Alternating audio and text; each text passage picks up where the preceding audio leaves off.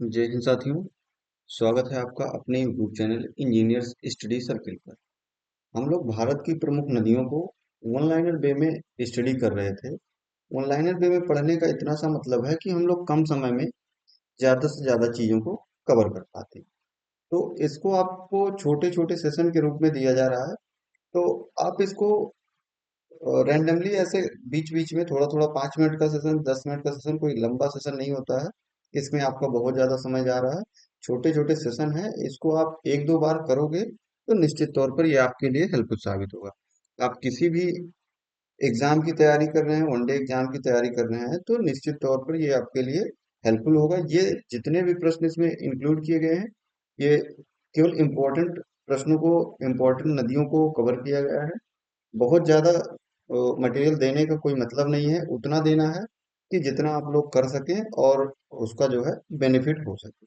तो चलिए हम लोग शुरुआत करते हैं।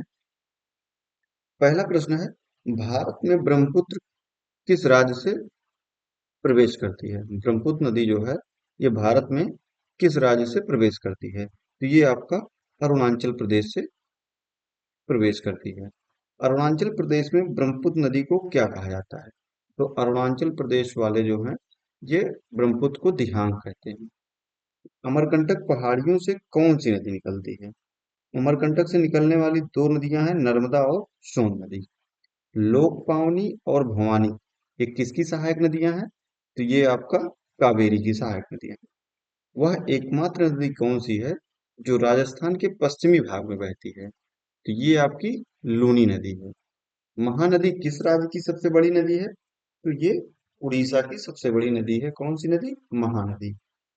तापी नदी का उद्गम कहाँ से होता है? तो ये सतपुड़ा पर्वतमाला से होता है।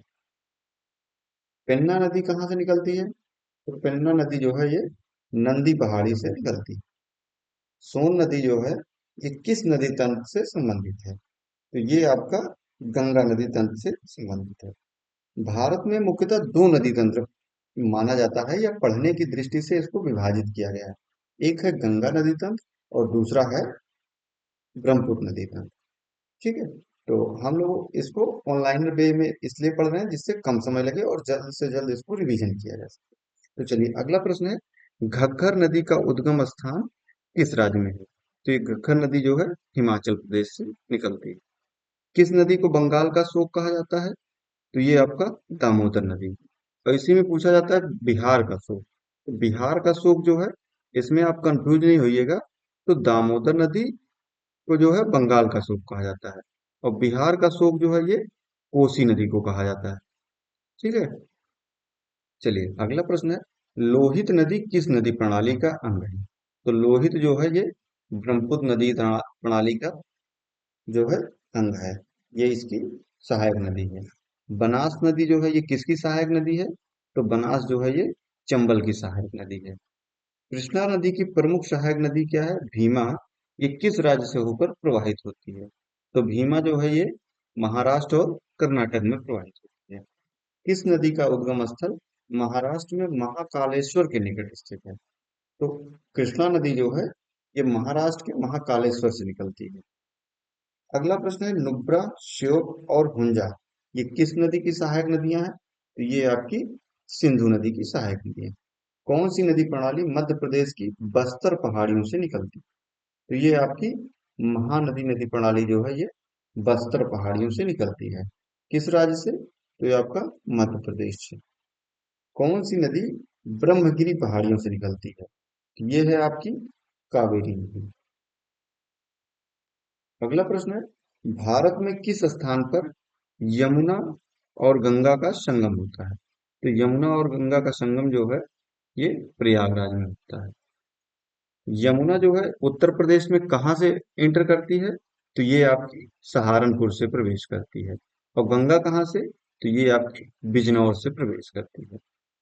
तो उत्तर प्रदेश से संबंधित कोई भी अगर आप एग्जाम देते हैं तो उत्तर प्रदेश में बहने वाली नदियों को आप विशेष तौर पर ध्यान देंगे। ठीक है।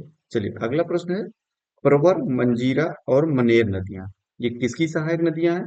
तो ये आपकी गोदावरी नदी है।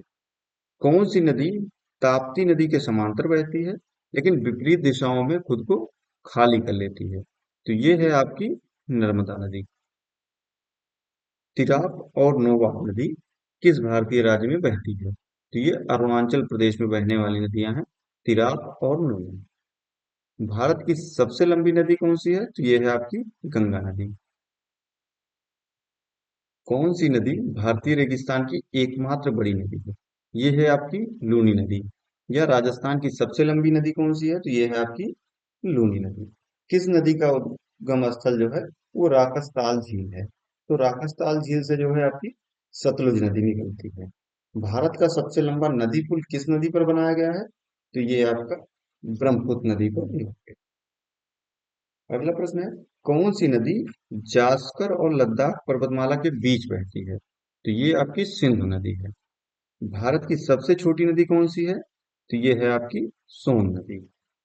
झेलम, चिनाब, रावी, ब्यास और सतलुज ये किसकी सहायक नदियां हैं?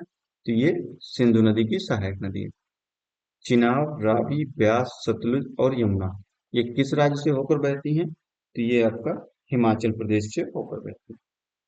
नर्मदा के अतिरिक्त कौन सी दूसरी नदी अमरकंटक से निकलती है? तो अमरकंटक पहाड़ी से निकलने वाली दो नदियां, एक हो गई सोन, दूसरी हो गई नर्मदा। ठीक है। अगला प्रश्न है, सांगपो और देहान ये किस नदी के अन्य नाम? तो ब्रह्मपुत्र के ही नाम है जो है सांगपो और देहान। देखिए अगला प्रश्न आ ही है, बिहार का शोक किसे कहा जाता है? तो ये आपका कोसी नदी को। बंगाल का शोक किसे कहा जाता है? तो ये आपका दामोदर नदी को। ठीक है। अगला प्रश्न है, किस नदी को दक्षिण की गंगा के नाम से भी जाना जाता है? तो दक्षिण की गंगा गोदावरी को कहा जाता है। ब्यास नदी जो हिमालय और पंजाब से होकर बहती है, किस नदी में जाकर मिलती है? तो ब्यास जो है ये सतलुज की सहायक नदी बन जाती है। उसके बाद ये आगे जाके सिंध में मिल जाती है। तो आज के लिए इतना ही। अपनी पढ़ाई को कंटिन्यू करते रहिए, नित नियमित प्रयास करते रहिए बेहतर से बेहतर करने का। निश्चित तौर पर सफलता मिलेगी। अगर आपके लिए ये सेशन हेल्पफुल होता है तो आप अपने दोस्तों के साथ शेयर करिए, चैनल को सब्सक्राइब करिए। अपना ख्याल रखिए, स्वस्थ रहिए, मस्त रहिए, पढ़ते रहिए। जय हिंद।